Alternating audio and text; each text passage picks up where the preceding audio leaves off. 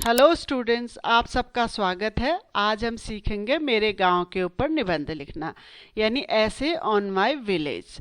सबसे पहले संकेत बिंदु हमारे हैं प्रस्तावना, मेरा गांव, गांव की विशेषता और उपसंहार। अगर आपके पेपर में संकेत बिंदु पहले से दिए गए हैं तो आप उन्हीं संकेत बिंदुओं के हिसाब से निबंध लिखिए। अगर नहीं दिए हैं तो आप इन संकेत बिंदुओं का भी प्रयोग कर सकते हैं। पहला संकेत बिंदु है प्रस्तावना। प्रस्तावना में महात्मा गांधी कहते थे कि भारत की आत्मा गांव में ही बसती है। हमारे देश की कल्पना बिना गांव के की ही नहीं जा सकती। आज भी भारत की अधिकतर जनसंख्या गांव में ही निवास करती है और कृषि संबंधी कार्यों पर ही अपना गुजर बसर करती है। शहरों के मुकाबले आज भी गांव का वातावरण, हवा, पानी ज़्यादा साफ और शुद्ध है। दूसरा संकेत बिंदु हमारा था मेरा गांव। मेरा गांव शहीदों व वीर सैनिकों का गांव है। मेरे गांव का नाम अर्जुन वीरपुर है। गांव का यह नाम गांव के एक वीर सपूत अर्जुन के नाम पर रखा गया है, जिसने कारगिल युद्ध में देश के खातिर अपने प्राणों की आहुति दी थी।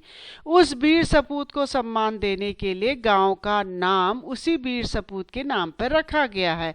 इसके अलावा देश की रक्षा करते हुए 5 और सैनिकों ने भी अपने प्राणों की आहुति दी है। ये वीर सपूत न सिर्फ देश को बल्कि हमारे गांव को भी गौरवान्वित कर गए हैं। अब तीसरा हमारा संकेत बिंदु है गांव की विशेषता। मेरा गांव भी अमूमन भारत के अन्य गांवों जैसा ही है। यहाँ के अधिकतर लोग या तो खेती बाड़ी से जुड़े हैं या देश सेवा से। मेरे गांव के लोगों में देश सेवा के लिए गजब का जज्बा है, इसीलिए गांव के अधिकतर नवयुवा सेना से जुड़े हैं। यह गांव के लिए बड़े सम्मान की बात है। मेरे गांव की एक और खासियत है, यहाँ अनाज से ज़्यादा फल, फूल और आलू का उत्पादन होता है, जिससे गांव के अधिकतर परिवार जुड़े हुए हैं। मेरे गांव में फलों की खेती बहुत अच्छी होती है। फलों की अच्छी से अच्छी किस्म मेरे गांव में मिल जाएगी, इसीलिए बहुत बड़ी मात्रा में फलों का उत्पादन किया जाता है। गांव के लोग बेहतरीन और गुणवत्ता के फलों की पैदावार के लिए वैज्ञानिक व आधुनिक तरीकों का इस्तेमाल करते हैं। हमारे गांव से फल, फूल और आलू देश के विभिन्न हिस्सों में भेजे जाते हैं, जिससे गांव के लोगों की अच्छी आय हो जाती है। इसीलिए गांव के लगभग सभी परिवारों की आर्थिक हालत बहुत अच्छी है।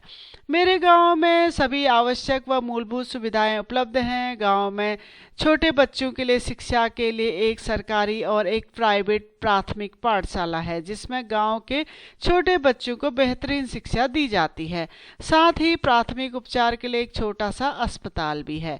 इसके अलावा मेरे गांव में घर घर में बिजली, पानी की अच्छी सुविधा है। मेरे गांव में बिजली उत्पादन का कार्य सोलर पैनलों के जरिए किया जाता है, इसीलिए अधिकतर घर सोलर पैनल की बिजली से रोशन होते हैं। गांव में एक कुआं भी है। इसके अलावा घर घर पानी के लिए नलों की सुविधा भी दी गई है।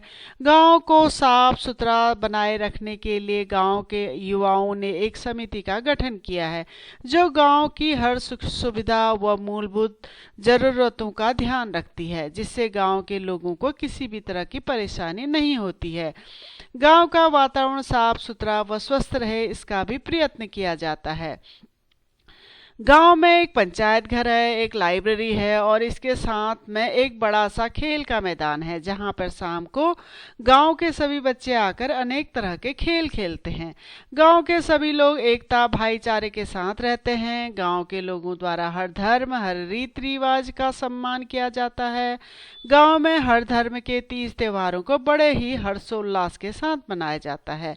समय समय पर गांव में वृक्षारोपण का कार्य भी चलाए जाते हैं, ताकि गांव हरा भरा व सुंदर रहे। लोगों को शुद्ध हवा, ताजा हवा और साफ पानी उपलब्ध हो सके। अब अंतिम जो हमारा संकेत बिंदु है वो है उपसंहार। मेरा गांव एक आदर्श गांव है। मेरा गांव साफ सुथरा व प्रदूषण मुक्त गांव है। मुझे अपने गांव में रहना, अपने गांव के विकास के लिए निरंतर प्रयास करते रहना बहुत अच्छा लगता है और मैं हमेशा यही चाहूँगा कि मेरा गांव एक आदर्श गांव बने। सबसे बड़ी और अच्छी बात यह है कि मेरा गांव सैनिकों का गांव है और मुझे अपने उन भाइयों पर नाज है। तो ये था आज का हमारा निबंध।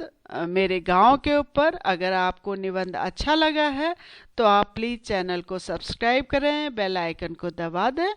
और इसी तरह के और अगर आपको निबंध देखने हैं तो आप प्लीज़ मेरी वेबसाइट keepinspiringme.in में विज़िट करिए।